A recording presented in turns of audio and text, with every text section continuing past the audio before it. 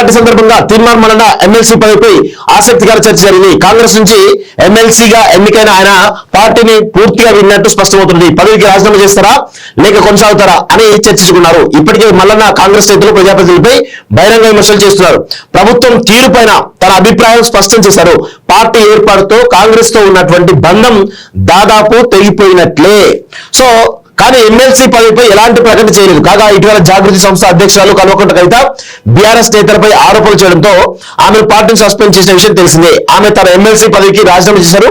మల్లన్న కూడా రాజీనామా చేస్తారా కొనసాగుతారా అనే విషయంపై క్లారిటీ రావాల్సి ఉంది అంటూ కూడా చూస్తా ఉన్నాం. సో టెక్నికల్ గా అంటే కాంగ్రెస్ తోటి తనకు ఉండేటువంటి బంధం కంప్లీట్ గా తెగిపోయింది తీర్మానం మల్లన్నకి. సో ఆయన ఓన్ పార్టీ కూడా పెట్టడం జరిగింది. సో ఈ క్రమంలో తనకుండే కాంగ్రెస్ ద్వారా గెలిచినటువంటి ఎమ్మెల్సీ పదవి ఏతుందో దానిలో కొనసాగుతారా రిజైన్ చేస్తారా అనేది చాలా బలమైనటువంటి చర్చ అయితే జరుగుతా ఉంది. సో దీనికోసం మరి తీర్మానం మల్లన్న ఎమ్మెల్సీగా కొనసాగుతారా లేకపోతే రిజైన్ చేసి మళ్ళీ బై ఎలక్షన్ పోతారా? ఇప్పుడు గతంలో కవిత అంశం కూడా ఉంది కదా. కవితను ఆల్రెడీ బీఆర్ఎస్ పార్టీ నుంచి సస్పెండ్ చేసిన తర్వాత ఆమె నెక్స్ట్ డే ప్రెస్ మీట్ పెట్టి నా ఎమ్మెల్సీ పదవికి రాజీనామా చేస్తుందని ప్రకటించడం జరిగింది.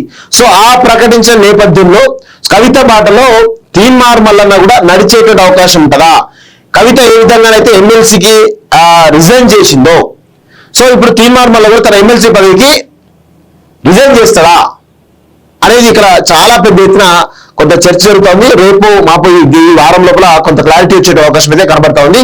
సో కాంగ్రెస్ వాళ్ళు కూడా ఈ రోజు నుంచి కాంగ్రెస్ పార్టీతో వచ్చినట్టు ఎమ్మెల్సీ పదవి నీకు అవసరమా అనేటువంటి కోణంలో కూడా చాలా పెద్ద కామెంట్ చేయడంలో సిద్ధమైనట్టు మనకైతే తెలుస్తా ఉంది.